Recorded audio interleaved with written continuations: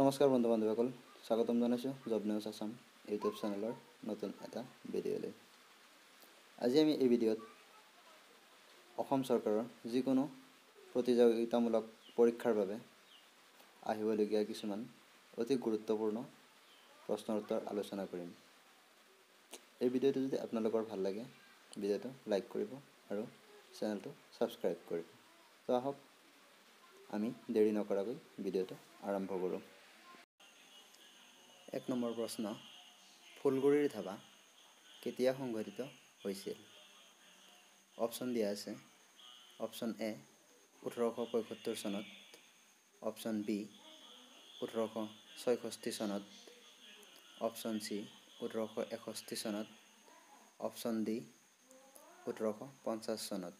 ইয়াৰ সঠিক উত্তৰটো হ'ব অপশ্যন চি ১৮৬১ চনত। ২য় নম্বৰ প্ৰশ্ন, অসমৰ প্ৰথম ব্ৰিটিছ আয়ুক্তগৰাকী কোন আছিল? অপশ্যন দিয়া আছে 4টা। Option number A David Lyne, option B David Scott, option C William Cook, option D John Howard. ইয়াৰ সঠিক উত্তৰটো হ'ব option B David Scott. David Scott আছিল অসমৰ প্ৰথমজন ব্ৰিটিছ আয়ুক্ত। ৩ নম্বৰ প্ৰশ্ন, অসমৰ সাংস্কৃতিক বিশ্ববিদ্যালয়খন ক'ত আছে? অপশ্যন দিয়া আছে। Option A Jorhat, option B Nagaon, option C Tezpur, option D Majuli. ইয়াৰ সঠিক উত্তৰটো হ'ব অপশ্যন ডি মাজুলী।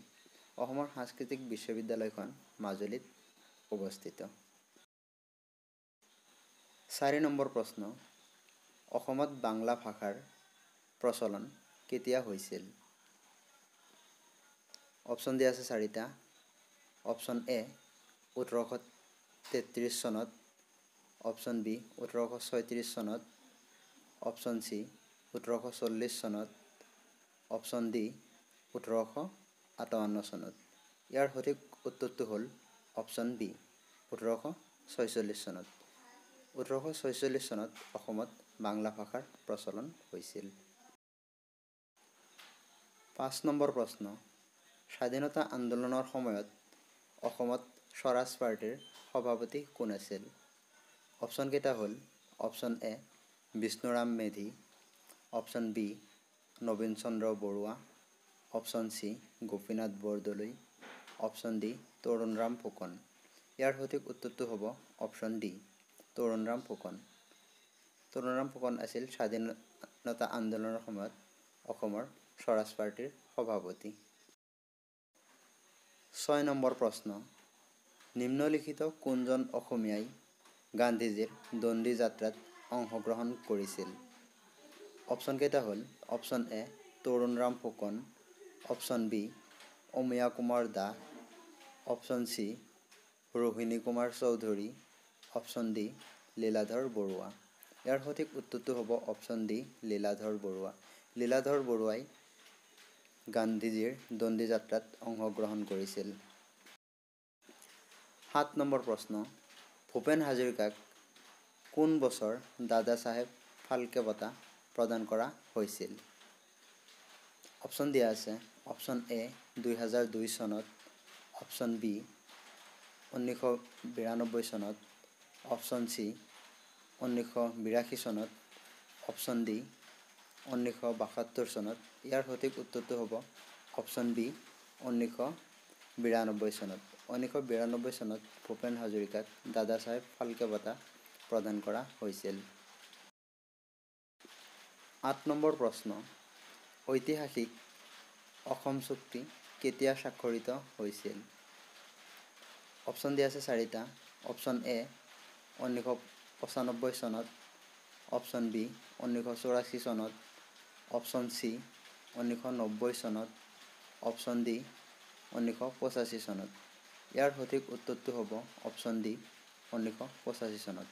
১৯৮৫ চনত ঐতিহাসিক অসম চুক্তি স্বাক্ষৰিত হৈছিল। ৯ নম্বৰ প্ৰশ্ন, শ্ৰেষ্ঠ বৈশিষ্ট্যপূৰ্ণ ছবিৰ ৰাষ্ট্ৰীয় চলচ্চিত্ৰ বঁটা লাভ কৰা প্ৰথম অসমীয়া ছবি হৈছে অপশ্যন দিয়া আছে অপশ্যন এ হালধীয়া Choraye Baodhan Khai, option B Chameli Memsaab, option C village rock star, option D Piyoli Phukan. ইয়াৰ সঠিক উত্তৰটো হ'ব অপশ্যন এ হালধীয়া চৰায়ে বাওধান খায়। হালধীয়া চৰায়ে বাওধান খায় শ্ৰেষ্ঠ বৈশিষ্ট্যপূৰ্ণ ছবি ৰাষ্ট্ৰীয় চলচ্চিত্ৰ বঁটা লাভ কৰিছিল। 10 নম্বৰ প্ৰশ্ন, কোনখন মহাদেশত মৰুভূমি নাই? অপশ্যন দিয়া আছে অপশ্যন এ এছিয়া মহাদেশ, অপশ্যন বি আফ্ৰিকা মহাদেশ, অপশ্যন চি অষ্ট্ৰেলিয়া মহাদেশ, অপশ্যন ডি ইউৰোপ মহাদেশ। ইয়াৰ সঠিক উত্তৰটো হ'ব অপশ্যন ডি ইউৰোপ মহাদেশ। ইউৰোপ মহাদেশত কোনো ধৰণৰ মৰুভূমি নাই। 11 নম্বৰ প্ৰশ্ন, ৰঙিয়াৰ কৃষক বিদ্ৰোহ কেতিয়া সংঘটিত হৈছিল? অপশ্যন দিয়া আছে অপশ্যন এ 1897 চনত, অপশ্যন বি 1890 চনত, অপশ্যন চি 1799 চনত, অপশ্যন ডি 1893 চনত। ইয়াৰ সঠিক উত্তৰটো হ'ব অপশ্যন ডি 1893 চনত। 1893 চনত ৰঙিয়াৰ কৃষক বিদ্ৰোহ সংঘটিত হৈছিল। 12 নম্বৰ প্ৰশ্ন, নিম্নলিখিত কোনটো সিন্ধু উপত্যকা সভ্যতাৰ বন্দৰ আছিল? Option A Mohenjo-daro, option B Lothal, option C Rupar, option D Kalibangan. ইয়াৰ সঠিক উত্তৰটো হ'ব অপশ্যন বি লোথাল। লোথাল সিন্ধু উপত্যকা সভ্যতাৰ বন্দৰ আছিল। 13 নম্বৰ প্ৰশ্ন, কামৰূপ ৰাজ্যত প্ৰৱেশ কৰাৰ আগতে হিউৱেন চাঙে কোনখন নদী পাৰ কৰিছিল? অপশ্যন 4টা দিয়া আছে। তাৰ ভিতৰত অপশ্যন এ বৰাক নদী, অপশ্যন বি ব্ৰহ্মপুত্ৰ নদী, অপশ্যন চি তৰ্চা নদী, অপশ্যন ডি কৰতোৱা নদী। এই অপশ্যন 4টাৰ ভিতৰত অপশ্যন নম্বৰ ডিটো হ'ব শুদ্ধ উত্তৰ, কৰতোৱা নদী। হিউৱেন চাঙে কামৰূপ ৰাজ্যত প্ৰৱেশ কৰোঁতে কৰতোৱা নদী পাৰ কৰিছিল। 14 নম্বৰ প্ৰশ্ন, কোনে হিউৱেন চাঙক কামৰূপ দৰ্শন কৰিবলৈ পৰামৰ্শ দিছিল? অপশ্যন কেইটা হ'ল option A Kautilya, option B Shilabhadra, option C Charaka, option D Banabhatta.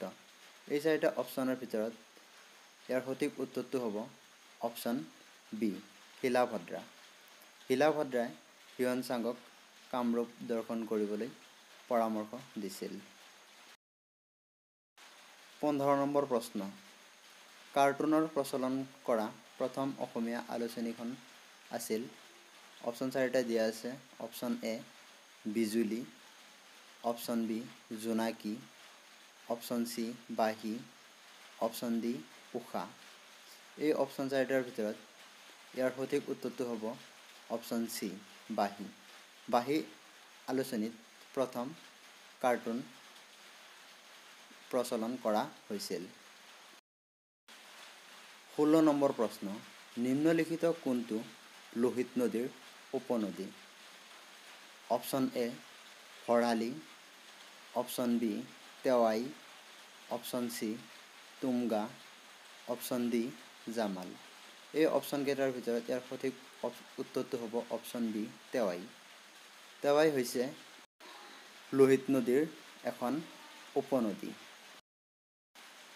17 number প্ৰশ্ন, কিমান চনত অসমত ব্ৰিটিছে দাস প্ৰথাৰ বিলুপ্তি ঘটাইছিল? অপশ্যন 4টাৰ ভিতৰত অপশ্যন এ 1855 চনত, অপশ্যন বি 1830 চনত, অপশ্যন চি 1843 চনত, অপশ্যন ডি 1840 চনত। ইয়াৰ ভিতৰত সঠিক উত্তৰটো হ'ব অপশ্যন চি 1843 চনত। 18 নম্বৰ প্ৰশ্ন, সংবিধান সভাই কেতিয়া ৰাষ্ট্ৰসংগীত গ্ৰহণ কৰিছিল?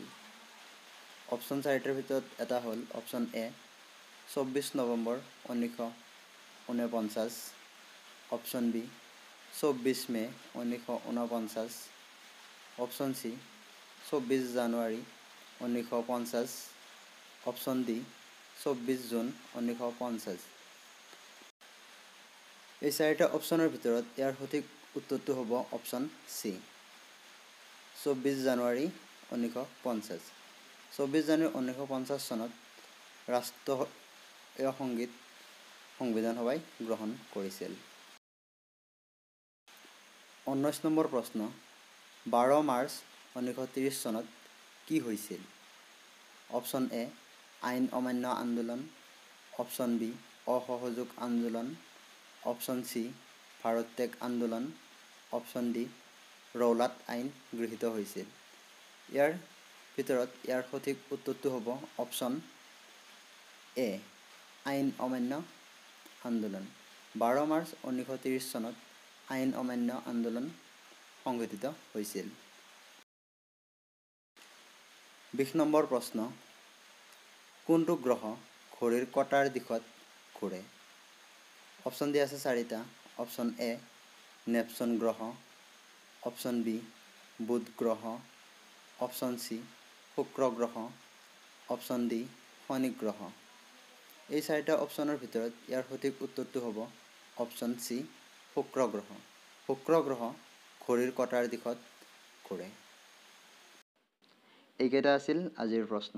যদি ভিডিঅ'টো ভাল লাগিছে ভিডিঅ'টো এটা লাইক কৰিব আৰু এনেকুৱা ধৰণৰ নতুন নতুন ভিডিঅ' পাবলৈ চেনেলটো ছাবস্ক্ৰাইব কৰিব আৰু যদি কিবা ভুল হৈছে এই ভিডিঅ'ত কমেণ্ট কৰি শুধৰাই দিব। ভিডিঅ'টো শেষলৈ চোৱাৰ বাবে ধন্যবাদ।